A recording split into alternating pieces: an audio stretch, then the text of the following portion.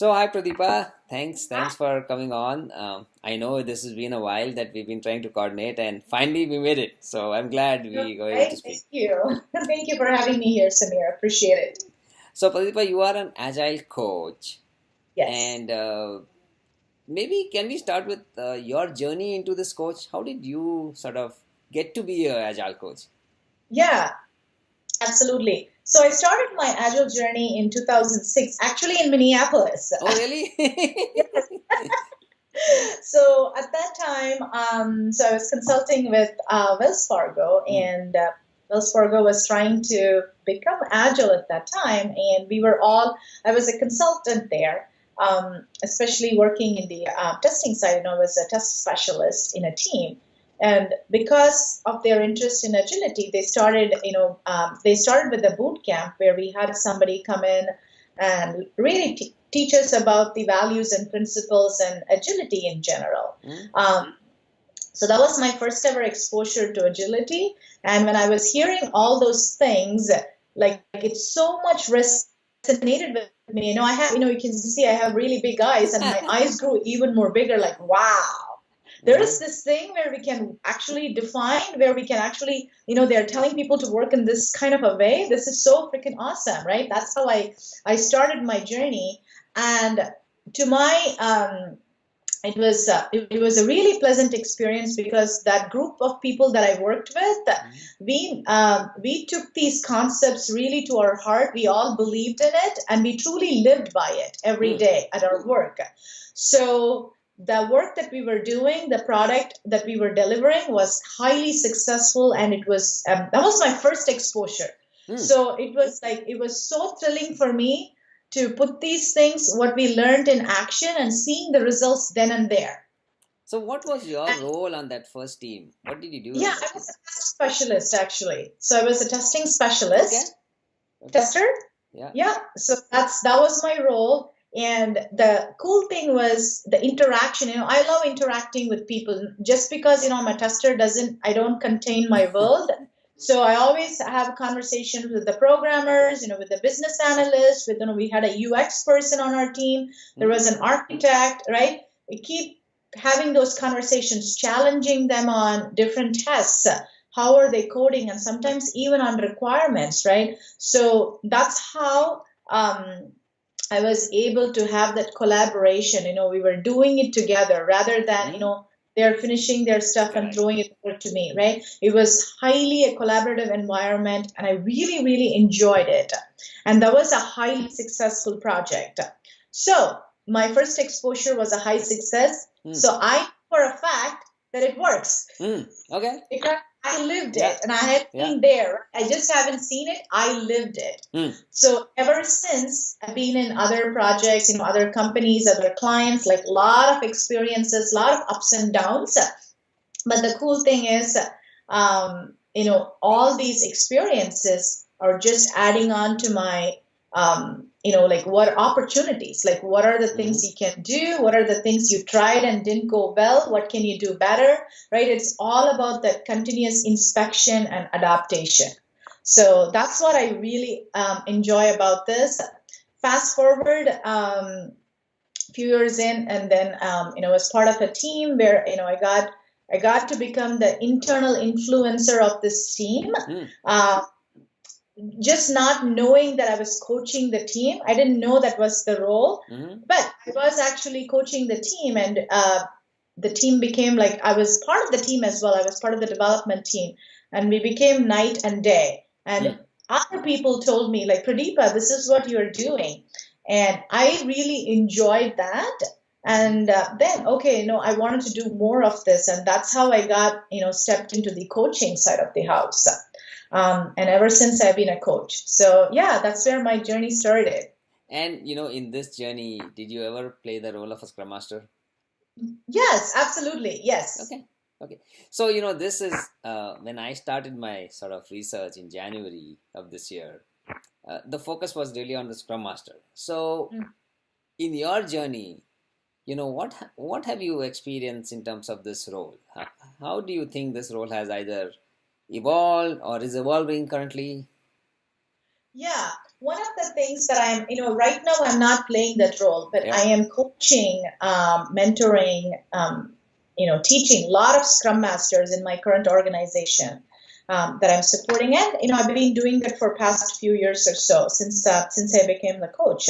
One of the things that I'm seeing right now is, at least with some newer people or people with lesser experience as a Scrum Master, they're trying to do things and be by the book. Meaning when I say be by the book, that means it's mostly checklist agile or checklist Scrum is what I call. Like, do we have a daily Scrum? Yes. 15 is it 15 minutes or less? Yes. Do we have a sprint review? Yes. Do we have a retrospective? Yes. Right. Are they asking 3 questions in your daily Scrum? Things like that, right? Especially with the new people, that's where they're starting. And one of the things I'm personally thinking that the future or the evolution of the Scrum Master, which I'm really hoping to get, is Scrum Masters tend to, get rid of those checklist agile and truly embody the value and principles. Like, I'm going to take myself back to the my first experience where we didn't do checklist Scrum. We embodied the values and principles. And that's how we became a very successful team, successful unit at that time. So I wanted this role to be more of that embodiment and be that model for the people to see, rather than, like having to manage all these, the events and, are we having the artifacts, producer of the burn down charts and things like that, right? Those are the things that can happen. But the embodiment, the bigger piece, showing that, the values, the agile values and principles, and if they're following Scrum, how about the Scrum values, right? So all those embodiment is what I kind of see as the next level. And also the other area that I'm envisioning the future is going to be is, at least as they are maturing in their scale, really stepping up and challenging the team. When I say challenging the team, meaning, this is good. We are a good team. We're doing stuff, but what else can we do? Where else can we improve? And sometimes, the teams will stuck in a rut. We're good enough. We are a decent team producing stuff. So they may not care about adding new tools or techniques or new ways of thinking, just because the pressure of working together as a team.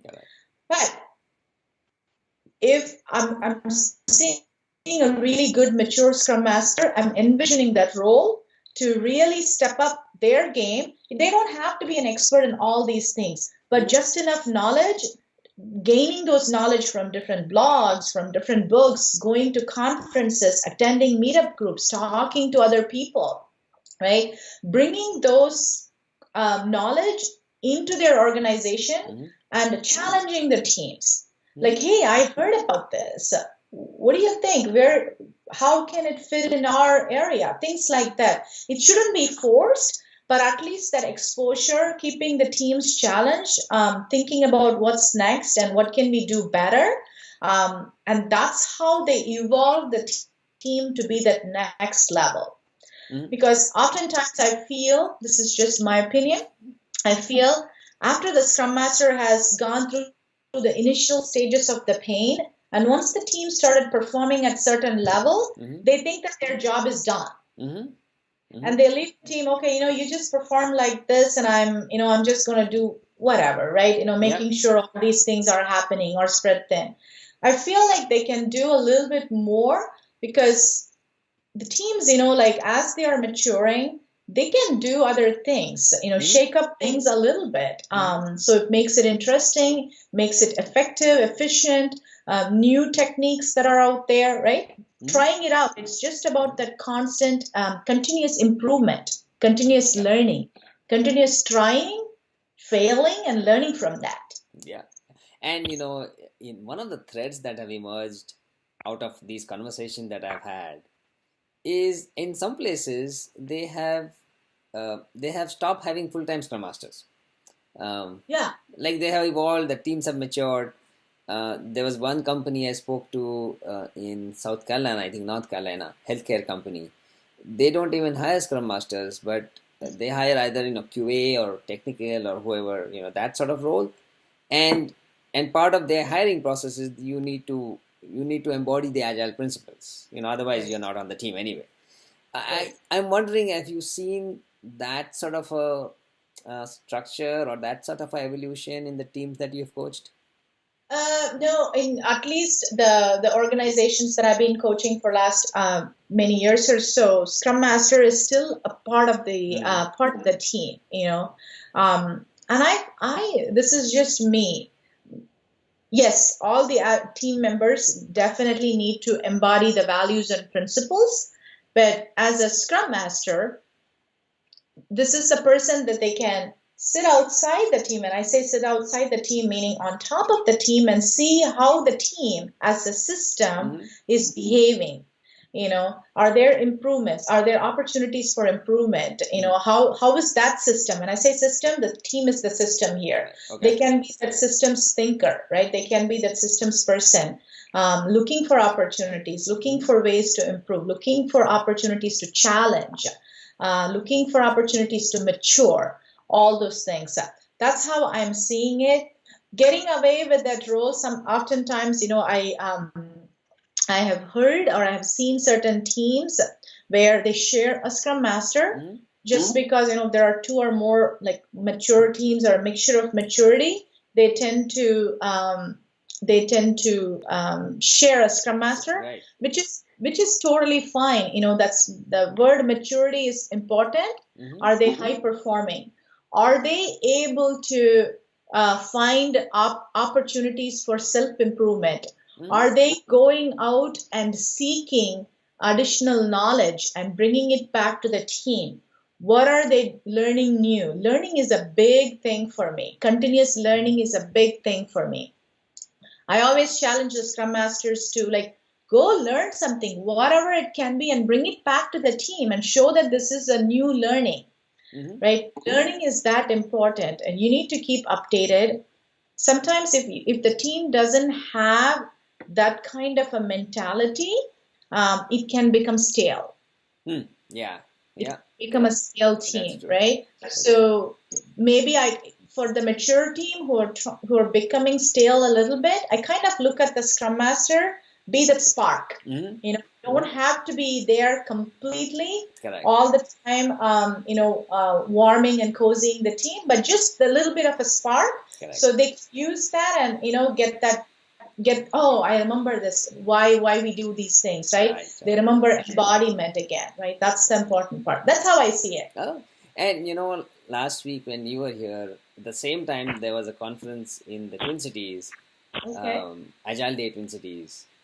And one of the ideas they talk about there is this idea of the focus on the product.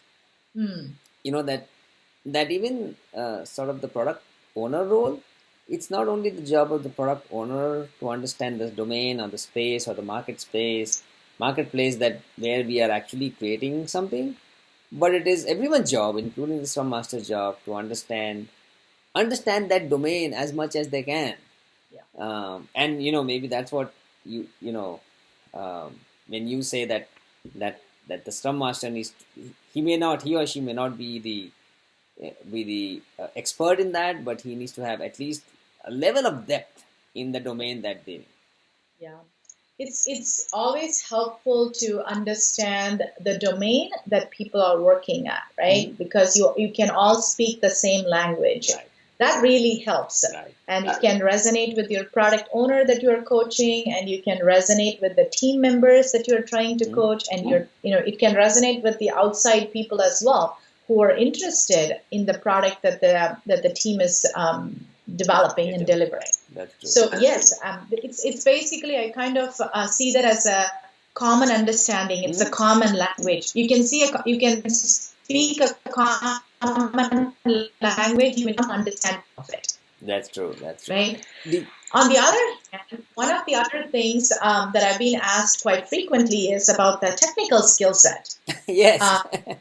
Right. Yeah. Product domain skill set is one thing, and how about the technical skill set? This is again a very big pet peeve of mine. Technical excellence, software craftsmanship for the team members. Oftentimes people are bogged with, process, do this, you need to have this, you have to do this. Have you done your daily scrum? Have you done your sprint planning? Have you done your retrospect? Blah, blah, blah. It's all process. That oftentimes we don't pay enough attention to what kind of tools and what kind of technology and how are we improving our skill sets. How are we learning new things and trying to bring it to your teams and implement that, right? What kind of practices are we following? Do we know test-driven development? How can we implement that? Do we believe in pairing and pair testing, pair programming? CI, continuous integration, continuous delivery, all those things. There's a ton of these things out there. And how do we? This is again, that's what I'm telling you, right? And initially I said, Scrum Master need to have just enough knowledge. He or she doesn't have to be an expert in this, but just enough knowledge gained so they can come and at least talk about it with the teams. Hey, I heard about this pair testing at this conference, and this is what the speaker was talking about. And here are some of the resources I collected as part of attending the talk. And, this is it. What do you think? How can is this something that we can try it in our team? Maybe not just everybody, but maybe a couple of people, things like that, right? Yeah. Just enough. That may spark some people's interest. And that's what I'm talking about, that continuous learning and continuous improvement, that just enough spark. Right. So, yeah, go ahead. Yeah, no, go ahead.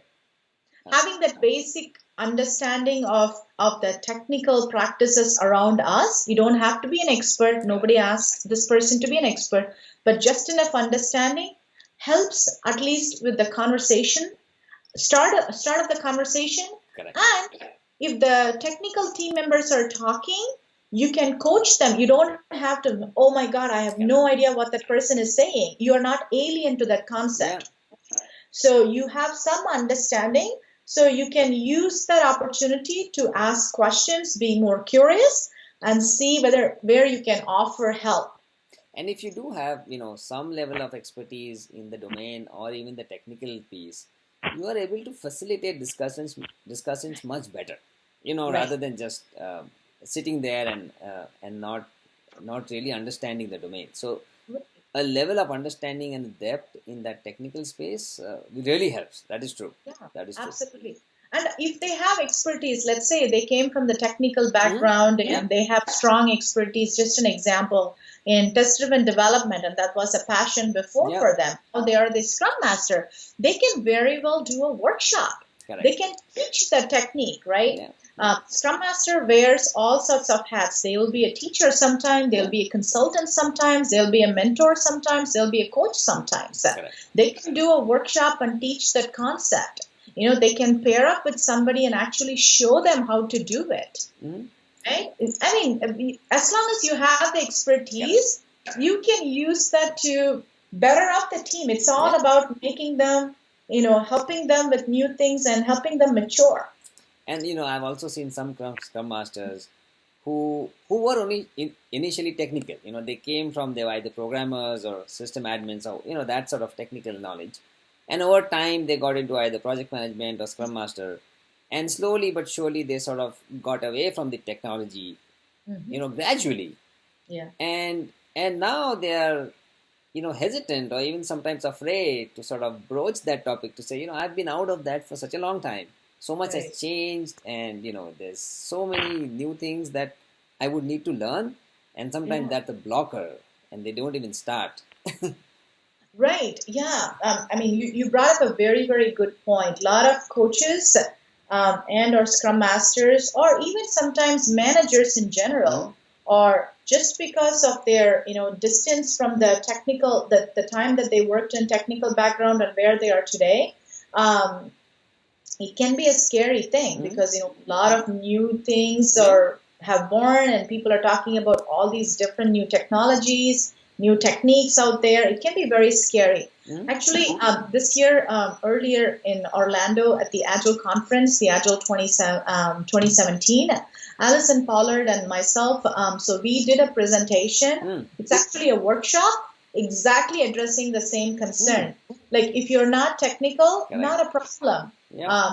Teaching engineering practices with simple games without being hands-on. Right. So that's what we did. We taught people, we taught some people to do what is test-driven development by playing some Legos.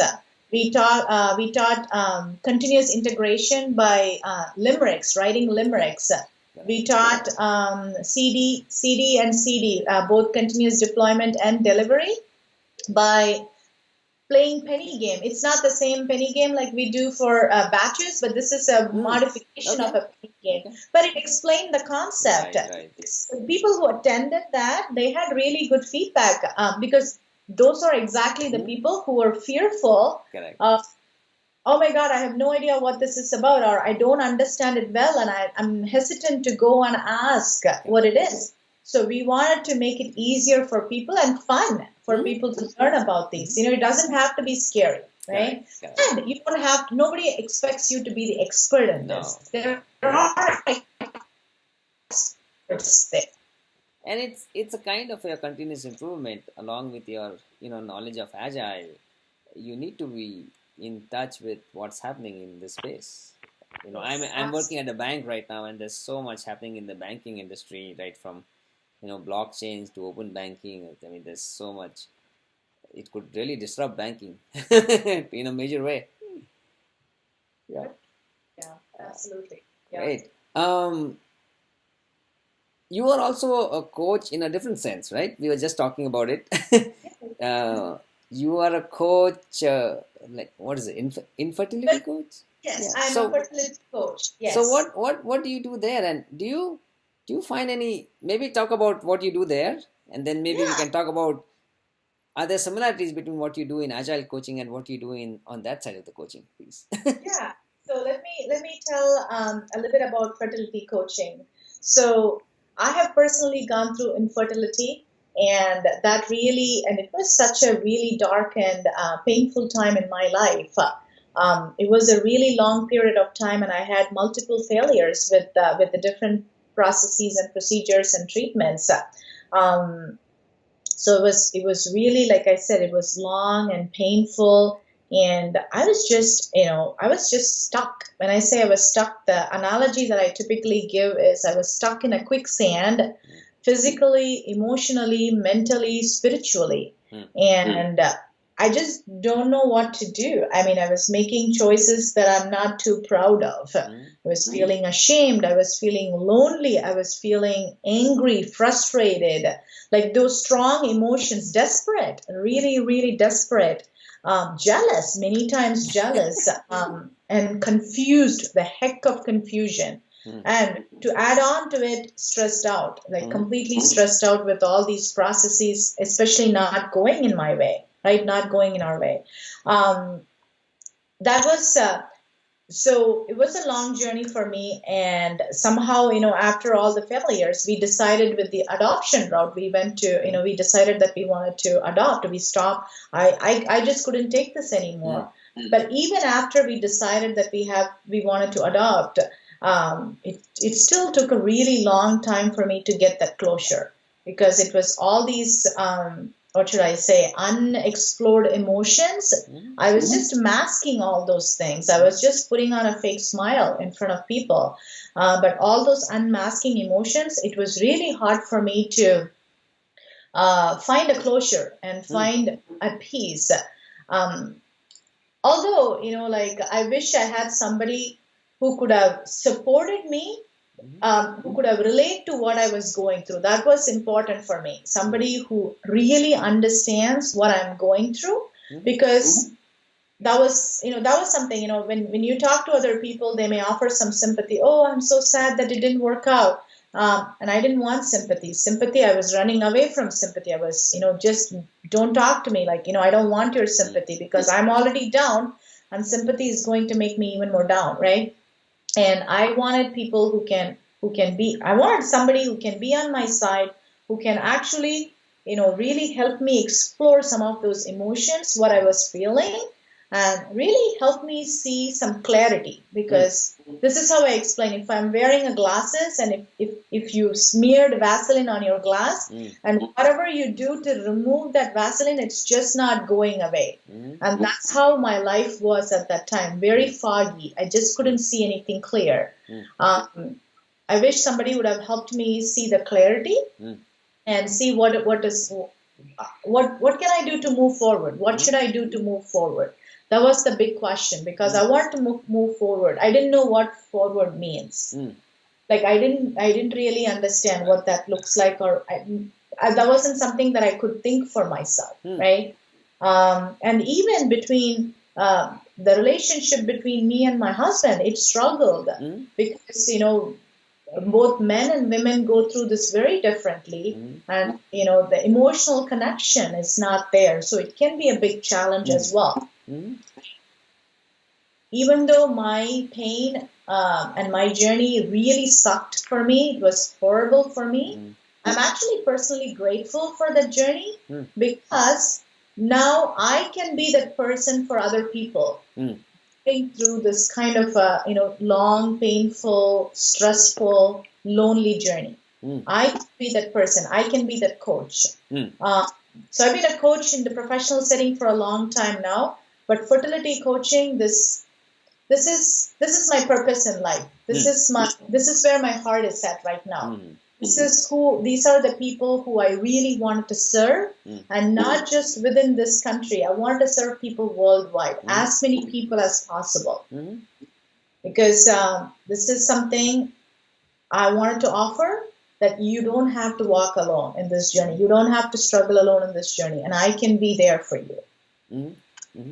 And I can help you. I can help you find clarity. I can help you understand the deepest emotions, and really help you find what's your goal. Where do you want to move? What does your moving forward look like? These are so vastly diametrically opposite fields. You talk about agile coaching on one side, and you talk about infertility coaching on the other side.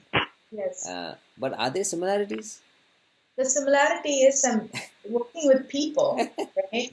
It's people on both sides. Of course, in the agile coaching, it's not same as what people are especially experiencing infertility, but definitely is working with people, offering them a safe space, right? It doesn't matter if you're a Scrum Master or if you're a fertility coach, whoever you're working with.